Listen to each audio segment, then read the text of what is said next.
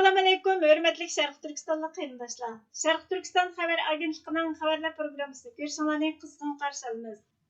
Төәндә təfsili məzmunlarını diqqətinizə sunumuz. Amerika Maliya Ministerligi Xitayning Xingli neft çəkilish şirkətiga jazo bergan. Amerika Maliya Ministerligining 24 aprel kunidagi xabarda aytilishicha, Amerika Maliya Ministerligining chet el mulklarini kontrol qilish ishxonasi Xitoyga joylashgan mustaqil neft ayirish zavodi Xingli Neft Ximiya Dalian neft cheklash shirkatini jazolagan. İranning neft iqtisodini saqlab qolishida muhim rol o'ynab kelgan Xitoyga joylashgan mustaqil neft ayirish zavodlaridan Xingli neft ayirish zavodi İranning xam neft va boshqa neft mahsulotlarining eng chong xaridorlarining biri bo'lib, milliard dollarlik İran neftini setib olgan. Bundan boshqa Amerika Maliya Ministerligining chet el mulklarini kontrol qilish ishxonasi İranning neft va neft ximiya mahsulotlarini to'shib, İranning muqimsiz hokimiyatiga pul muomala jihatdan yordam beradigan soy flotining bir qismi sifatida faoliyat qiladigan taxminan 40 paraxod shirkati va paraxodni nishon qilmoqda ekan. Xitoyning mustaqil neft ayirish zavodlari İranning xam neftining ko'p qismini setib olib, İran hokimiyati va qurolli kuchlariga muhim kirim manbasi bilan ta'minlagan. Xitoyning ikkinchi cho'ng neft ayirish zavodi bo'lgan Xingli Neft Ximiya Dalian neft ayirish shirkati Tehronning eng qimmatli xaridorlarining biriga aylanib, milliard dollarlik neft mahsulotlarini setib olgan. Xingli shirkati İran qurolli kuchlaridan xam neft setib olishda cho'ng rol o'ynagan. Kam deganda 2023-yildan buyon Xingli shirkati İranning xam neft to'shishlarini İran qurolli qismlari bosh shtabining neft setish tarmog'i Sphere Energiya Jahannami Paris şirketining nazorat qilishi bilan qabul qilib, İran armiyasiga 100 million dollar kirim elib kelgan.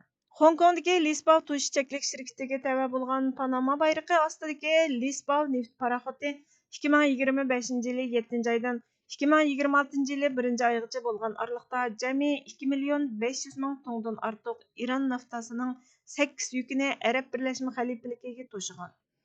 Maliya ministri Scott Bessent Maliya ministerligining İranning neftini dunyo bozoriga yetkazishda tayinlagan paraxodlar, vositachilar va setib oluvchilar to'rini cheklashni davomlashtirganligini, bu iqimlarni maxfiy savdo va pul muomala orqali qo'llagan har qanday shaxs yoki paraxodning Amerikaning jazosiga uchrash xavfiga duch kelganligini aytgan.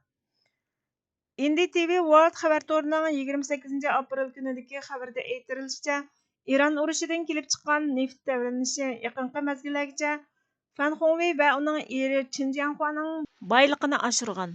Ular birlikda Xingli guruhini Xitoyning eng chong energiya shirkatlarining biriga aylantirgan. Amerika Maliya Ministerligining chet el mulklarini kontrol qilish ishxonasi ularning Xingli Neft Ximiya Dalian neft ayirish shirkatini İran nefti bilan bo'lgan cho'nqur munosabati sababidan İranning xam neft va boshqa neft mahsulotlarining eng chong xaridorlarining biri deb jazolagandan keyin bu er-xotinning kirimi tez suratda o'zgargan. Bloomberg milliarderlar ko'rsatkichiga qaraganda Xingli Neft Ximiya shirkatining pay cheki 10% tushib ketgandan keyin bu jazo dushanba kuni ularning boyligining taxminan 1 milliard 400 million dollar tushib ketishiga sababchi bo'lgan. Boylik ko'rsatkichiga qaraganda Fanning boyligi hozir 7 milliard 700 million dollar. Çinning boyligi 7 milliard 300 million dollarga tushgan bo'lib, bu yillik hisob kirimning yarmini yo'q qilgan. Tehrondan milliard dollarlik mal setib olishga yordam berganlik uchun Xingli shirkatini nishon qilgan bu harakat Amerika prezidenti Donald Trump bilan Xitoy katibashi Shi Jinpingning kelar oyda o'tkaziladigan boshliqlar yig'iniga yangi jiddiylik elib kelar ekan. Xingli neft ximiya shirkati dushanba kuni İran bilan bo'lgan savdo munosabatini rad qilgan. 59 yoshlik Fan Xitoyning eng chong xususiy neft ayirish zavodlarining biri bo'lgan Xingli imperiyasining oshkora yuzi. U Xingli neft ximiya shirkatining raisi, eri Chin bo'lsa, ona shirkat Xingli guruhining raisi ekan. Ularning qizi Chiniyatning Xingli neft ximiya shirkatining Singapurdagi xalqaro savdosiga rahbarlik qilish qatorliq vazifalarni o'tagan. Ularning o'g'li Chin Hanlun ularning Guangdong Songfa sapalchilik shirkatining raisi ekan. Amerika bilan Xitoyning olam bo'shlig'idan iborat yangi urush sohasida bir-biriga urush etishi mumkin ekan. NDTV World xabar to'rining 28 aprel kunidagi xabarda aytilishicha, yer sharidan minglagan kilometr egizlikdagi sun'iy hamrohlarning harakati odatdagi ilmiy xizmatga emas, balki to'qinishga tayyorlik qilishga o'xshaydi ekan. Yaqinqi yillardan buyon Xitoy olam bo'shlig'ida Amerika bilan raqobatlashish uchun jimjit holda qurollar, strategiyalar va ideyalarni taraqqiy qildirmoqda bo'lib, ikki davlat alam bo'shliqi urush maydoniga aylanishi mumkin bo'lgan kelgusiga tayyorlik qilmoqda ekan. Xitoy va Amerikadagi harbiy mutafakkirlar alam bo'shliqining faqat aloqa, yo'l boshlash va havo rayini mo'ljallash uchun qo'llash sistemasi emas, balki yana bir urush maydoniga aylanganligini o'tirg'a qo'ymoqda ekan. Iqtisod vaqti gezitining xabariga qaraganda, Xitoyning to'qinishga bo'lgan qarshi agar siz olam bo'shlig'ini kontrol qilib olsangiz, yer sharida yuz beradigan ishlarni kontrol qila olasiz degandan iborat birla asosiy ideyadan shakllangan ekan. Mazkur matbuot Xitoy harbiy ofitserlari uchun yozilgan har xil darsliklar va xalq ozodlik armiyasi bilan munosabatlik olimlarning maqolalarini tekshirgandan keyin ularning olam bo'shlig'i sistemasini zamonaviy urushning markaziy nervi sistemasi deb qaraydiganligini bayqagan. Agar dushman davlatining sun'iy hamrohlari vayron bo'lsa, ularning aloqa, nazorat qilish, yo'l boshlash va hatto pul muomala sistemasining vayron bo'lishini keltirib chiqargan. Amerika olam bo'shlig'i mudofaasiga mablag' selishni ko'paytgan. Olam bo'shlig'i armiyasi hozir olam bo'shlig'ini aktiv harbiy soha deb qaraydigan bo'lib, olam bo'shlig'iga qarshi texnikalarni taraqqiy qildirmoqda ekan. Milliy mavjudligimizning xatar ostida ketayotganligi bir reallik. Ammo bu reallikning muhotabi bo'lgan bizlar buni qanchalik anqirib yetdik? Xatarni kollektiv holatda qaysi darajada sezib yashayapmiz? Yoki hayot mamotliq taqdiri nishonga elib yotgan ovchisining insofiga qolgan keklik misoli beparvo, shoxdan shoxga qo'nib, ajal soatiga hazil qilib kun o'tkazyapmiz. Buning javobiga bir narsa deyish haqiqatan qiyin. Millat sifatida qatliamni boshdan kechirayotgan yaqinqi yillar mobaynida shehidlarning sonida ko'payish, zulm tortayotganlarning ko'lamida eshish, avdiki tuvalmidi.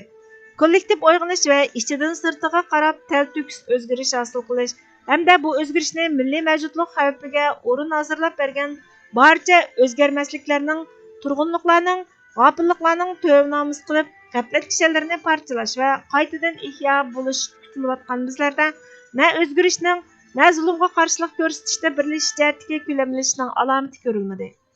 Aksicha tuvanga qarab ilgarilayotgan, suslayotgan, beparvolashayotgan ro'yi holat aks etmoqda.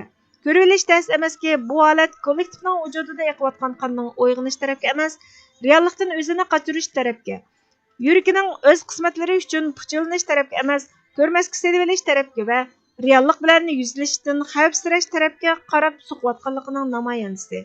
Mana bu diagnoz bizni kollektiv uyg'onishning texicha amaliylashish bo'lolmasligining tagida yotgan sababining aslida nimaligini bekitishga undaydi. Shu narsa ayonki, bu xil ro'y holatning bosh ko'tarishi qandaqdir o'z qismati va vatani oldidagi burchini tunimaslikdan yoki bu haqdagi ma'lumotning kamligidan va yoki tushunchasi yetarsizligidan emas. Chunki vatani oldida o'z burchini ado qilishning milliy qarzligi bugun hech kimga notunish narsa emas. Vatanni kufr istilosidan qutqizib, islom adolati bilan barqaror taqo'zishning islomiy farz ekanligini bilmaydigan musulmon vatandoshning borligimi amri muhol.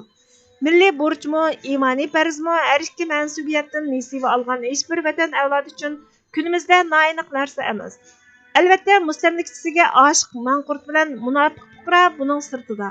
Majburiyat va mas'uliyat shu darajada oydin ekan, undaqda yuqorqidagi holatning sababi nima? Masala zoti qayerda? Bilmaslikdanmi yoki bilgisi kelmaslikdanmi? Vijdon va qismat shundoq muayyanlashtirdiki, yo'q, hech biri emas. Bugunning vaziyatida bilmaslik hech bir narsaning o'zdirisi yoki bahonasi bo'la olmaydi.